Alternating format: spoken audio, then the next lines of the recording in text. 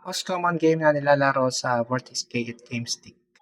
Dito sa PlayStation Portable, yan, God of War, TNT Racers, GTA. Sa PlayStation naman, itong Crash Bandicoot 3, i-X mo siya para mapunta siya sa favorites. Crash Team Racing, Dragon Ball GT, okay din yan. Itong Street Fighter Alpha, okay yan. Street Fighter E2 Plus. So, mapupunta yan dito sa favorites. Yan. Lahat ng mga next mo mapunta dyan. Favorites. Para man mag-search ng mga games, pe-press mo lang itong Y button. Ito. Isang beses. And then, i-type mo kung anong laro ang gusto mo. For example, Metal Slug. Type mo lang yung word na metal. Kunin mo lang yung first word, then press mo lang tong left. I-X mo siya para mapunta siya sa favorites.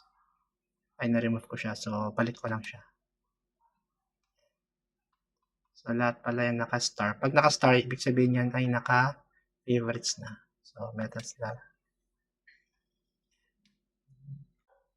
Type mo yung word na VS. As in versus. Then, papatak sa yung ibang mga laro. Itong SNK versus Capcom, i-X mo na lang yan.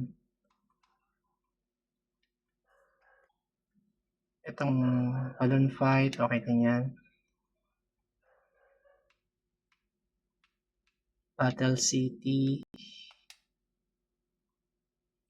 Itong Super Mario Bros. PS. Ito yung classic ng Super Mario.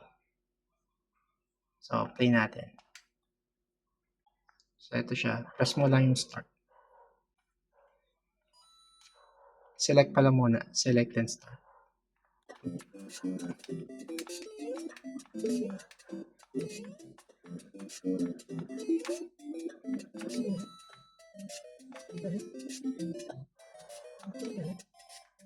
To exit, select start sabay. Press.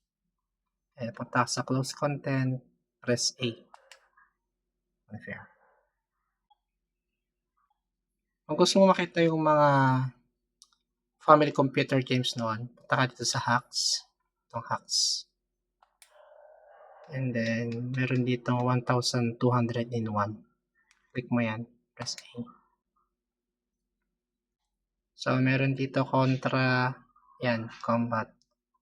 Bomberman. Ito yung mga dating old games, mga family computer. Meron din Super Mario dito. Pag nakapili ka na, press mo lang tong start. Yan.